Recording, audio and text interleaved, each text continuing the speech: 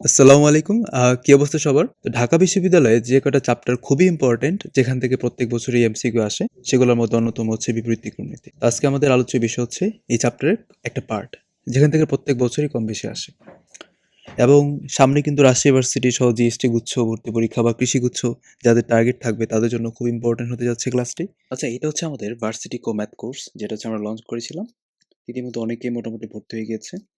তোমরা চাইলে তোমরা ক্লাসগুলো করতে পারো। দেখো, এখানে কিন্তু আমরা পিন পোস্টেড আকারে একটা আমরা পোস্ট দিয়ে রেখেছি। যে ক্লাসগুলো আমরা আপলোড দিব বা যে ক্লাসগুলো আমরা করিয়েছি, সেগুলো কিন্তু সিরিয়াল ওয়াইজ এখানে আপলোড দেওয়া আছে। এখন পর্যন্ত হচ্ছে ৪ টা ক্লাস করা হয়েছে বা আপলোড দেওয়া হয়েছে।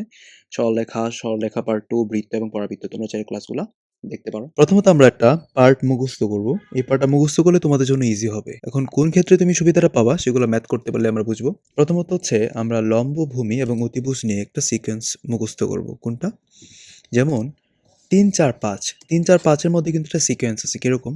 দেখো, এই যে বড় যেটা আছে সেটা হচ্ছে ৫। এই ৫ কিন্তু 100% অতিভুজ হবে। যেখানে ৩ এবং ৪ হচ্ছে এক্সচেঞ্জ হতে পারে। মানে ৩ ভূমিও হতে পারে, ৩ লম্ব হতে পারে। ৪ ভূমি হতে পারে, ৪ লম্ব হতে পারে। বাট ৫ সেটা অলওয়েজ অতিভুজ হবে। মানে এই সিকোয়েন্সগুলোর মধ্যে সবচেয়ে বড় পার্ট হচ্ছে অতিভুজ। বাকি ২ টা চেঞ্জ হইতে পারে। সেম ভাবে ৫, ১২, ১৩, ৬, ৮, ১০, ১, ২ রুট ৫ এবং ইম্পর্টেন্ট পার্ট হচ্ছে x root over 1 minus x square, 1। আচ্ছা, চলো এই ম্যাথগুলো আমরা করি। প্রথমত আমরা একটা বেসিক জানবো। ত্রিকোণমিতিক ফাংশন এবং তার ইনভার্স ফাংশন যদি পাশাপাশি থাকে গুণ আকারে, সেটা হোক আগে পরে কোনো ব্যাপার না। তো এই ত্রিকোণমিতিক এবং ইনভার্স ফাংশনগুলো পরস্পর ভেনিশ হয়ে যাবে। উপরে কিন্তু এক্স থাকবে, নিচেও কিন্তু এক্স থাকবে। সেম বেসিসে আমরা কিন্তু এটাকে ভিতরে যে পার্ট আছে সেটাকে আমরা কট ইনভার্সে কনভার্ট করব। একটু কিন্তু কথা বলছিলাম একটা x root over 1 minus x square এবং 1 এর মধ্যে একটা সমকোণী ত্রিভুজের সম্পর্ক আছে। আচ্ছা, সাইন মানে কি? সাইন মানে হচ্ছে লম্ব বাই অতিভুজ, তাই না? তো এখানে লম্ব কিন্তু এক্স আর অতিভুজ হচ্ছে 1। তাহলে ভূমি থেকে root over 1 minus x square.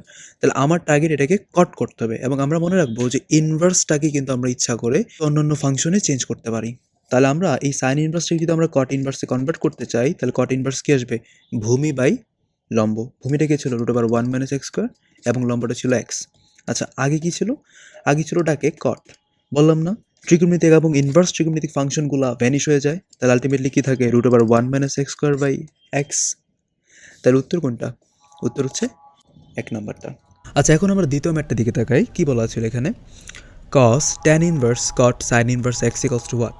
আচ্ছা, যাদের টার্গেট জাহাঙ্গীরনগর তাদের জন্য স্পেশাল এই ম্যাথটা, এবং ঢাকা ভার্সিটি সহ অন্যান্য ভার্সিটির জন্য খুব ইম্পর্টেন্ট ম্যাথটা। দেখি, চিন্তা করি আমরা এই টাইপের ম্যাথগুলোতে কী করব? একদম লাস্ট দিক থেকে ফার্স্ট দিকে আগাবো। আচ্ছা, চিন্তা করো, এই যে সাইন ইনভার্স এক্সটা আমি কিন্তু ইচ্ছা করলে এটাকে কট ইনভার্স নিতে পারি, যদি এটা ইনভার্স ফাংশন, তাই না? তাহলে এটাকে যদি আমরা কট ইনভার্স নিতে চাই, সেটা কিন্তু দাঁড়াবে root over 1 minus x square by x. যারা বুঝো না তার আগে ক্লাসটা করে আসবে, তাহলে অবশ্যই বুঝবা। আর আগে কী ছিল এখানে? কট, আর এর আগে ছিল কস ইন্টু ট্যান ইনভার্স, তাই না? তো এই কট আর এই কট ইনভার্স তো ভ্যানিশ, তাহলে কী থাকে?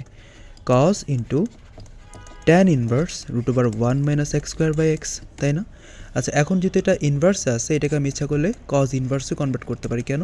কারণ তার আগের টার্ম হচ্ছে কজ, যেন আমরা কাটাকাটি করতে পারি। আচ্ছা, ট্যান মানে কি ছিল? লম্ব বাই ভূমি, আর কজ মানে ছিল ভূমি বাই অতিভুজ। আর আমরা এই সিকোয়েন্সে কিন্তু অতিভুজটা জানতাম 1, তাই না? তো কাটাকাটিকে কী থাকবে? এক্স। এটা ছিল অ্যাকচুয়াল ফরম্যাটটা, বাট আমরা তো পরীক্ষা এত সময় পাবো না। তো শর্টকাট টেকনিকটা কি? আচ্ছা, এরকম যে ম্যাথগুলো থাকবে এই টাইপের, আমরা দেখব প্রথমটা এবং শেষেরটা কো ফাংশন এবং মাঝে দুটো কিন্তু তারা কো ফাংশন আছে। তো উত্তর হবে লাস্টে যে ভ্যালু থাকবে সেটা অলওয়েজ। এখন আরেকটা ম্যাথ দেবো আমরা, সাইন ট্যান ইনভার্স 3/4। তাহলে ওই যে টেকনিকটা কী ছিল? এইটা যে ইনভার্স ফাংশন আছে সেটাকে আমরা সাইন ইনভার্স নেওয়ার ট্রাই করব। আচ্ছা, ট্যান মানে কি? লম্ব বাই ভূমি। তাহলে এই যেটা আমি কিন্তু প্রথম লিস্টে লিখে দিয়েছিলাম যে 3, 4, 5-এর মধ্যে এটা সমকোণী সম্পর্ক আছে। তাহলে ওই ক্ষেত্রে অতিভুজটাকে, অতিভুজ হচ্ছে 5, তাহলে আমরা বলতে পারি সাইন ইনভার্স, লম্ব কত? 3, আর অতিভুজ হচ্ছে 5। তাহলে ওই সিকোয়েন্সে কিন্তু এই সাইন ইনভার্স ভেনিশ, তাহলে থাকে কিন্তু 3/5। আচ্ছা, এখন পরের ম্যাথটাতে আসি। কী দেওয়া আছে? এখানে দেওয়া ছিল যে tan inverse 1/2 plus tan inverse 1/3 এর মান কত?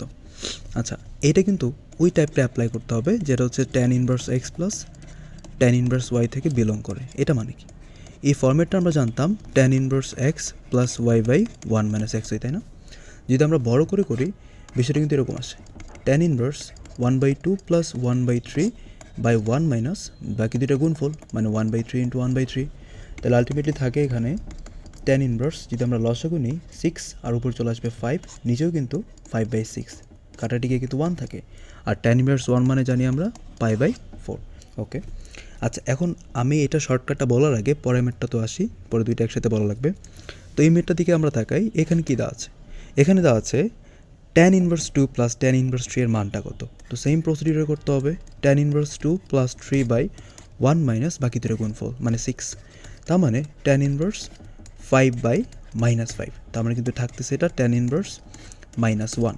আচ্ছা tan ইনভার্স -1 এর মান কিন্তু জানি -π/4 অথবা 3π/4, তাই না? আচ্ছা একটা ঘড়ি কাটার দিকে চিন্তা করতে পারি, একটা ঘড়ি কাটার বিপরীত দিকে চিন্তা করতে পারি। বাট এখানে একটা কথা ছিল আমাদের, যে বেসিক সূত্রগুলো বা ফর্মুলাতে আমাদের দেওয়া ছিল এখানে যে ভ্যালুগুলো থাকবে tan inverse x plus tan inverse y, এই ফর্মেটগুলো যে ভ্যালুগুলো আছে এক্স এবং ওয়াই, তাদের গুণফলটা যদি গ্রেটার দেন 1 হয়ে যায়, তখন উত্তরে কিন্তু পাই যোগ করা লাগে, তাই না? দেখো তো এখানে 2 আর 3 যদি আমরা গুণ করি সেটা কিন্তু 6 চলে আসে, যেটা কি 1 থেকে বড়, তার মানে উত্তরে কিন্তু পাই যোগ করতে হয়। এখন পাই যোগ করবো কোথায়? আমার তো অ্যাকচুয়ালি সেটা কিন্তু মাইনাসে মানটা আসছিল, তাই না? তুমি যদি এখানে একটা পাই যোগ করো তাহলে পাই মাইনাস π/4 চলে আসতেছে, আলটিমেটলি কিন্তু 3π/4 থাকে এবং এটা হচ্ছে অ্যাকচুয়াল আনসার। তো -π/4টা কিন্তু অ্যাকচুয়াল না। আচ্ছা এখন আমি যদি আগেরটা এবং এটার সাথে তফাৎটা করা ট্রাই করি, পরীক্ষায় যদি আসে, সবচেয়ে ভালো উপায় যেটা আছে সেটা কি, যদি আমরা এই tan inverse 1/2 plus tan inverse 1/3 কথাটা পাই, মানে ইনভার্সে থাকে, তখন উত্তর হবে কি 45 ডিগ্রি বা π/4। আর যখন সেটা tan inverse 2 plus tan inverse 3 মানে পূর্ণ সংখ্যায় থাকবে 2 এবং 3টা, সের উত্তর হবে 3π/4। তো এই ক্যাটাগরি ম্যাথগুলো আমরা করব। যেমন পরের ম্যাথটাতে কী দেওয়া আছে, sine tan inverse 1/2 plus cot inverse 3 এর মান কত। এই cot ইনভার্সটাকে আমরা ইচ্ছা করলে কিন্তু tan ইনভার্স 1/3 নিতে পারি, আর আগে ছিল tan ইনভার্স 1/2। তাহলে এই দুটো মান কি মুখস্থ করতে বললাম, π/4 না? তাহলে আলটিমেটলি কিন্তু সাইন π/4, আর সাইন π/4 এর মান হচ্ছে 1/√2। এখন এই ম্যাথটা দিকে তাকাই, কী দেওয়া ছিল যে tan inverse 1 plus tan inverse 1/2 plus tan inverse 1/3 এর মান কত। ঢাকা বিশ্ববিদ্যালয়ে 5-6 সেশনের আসা একটা ম্যাথ।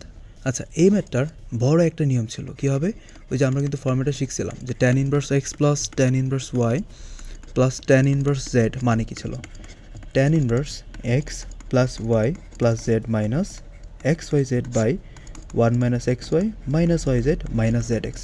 এত বড় করে করার কোনো সময় নেই, এত বড় করে করার তো সময় নেই অ্যাডমিশনে। তো কী করা যায়, আমি আগে বলেছিলাম যে এই দুইটা পার্ট মুখস্থ করতে কত, উত্তর ছিল π/4, যেহেতু এটা ইনভার্স আছে।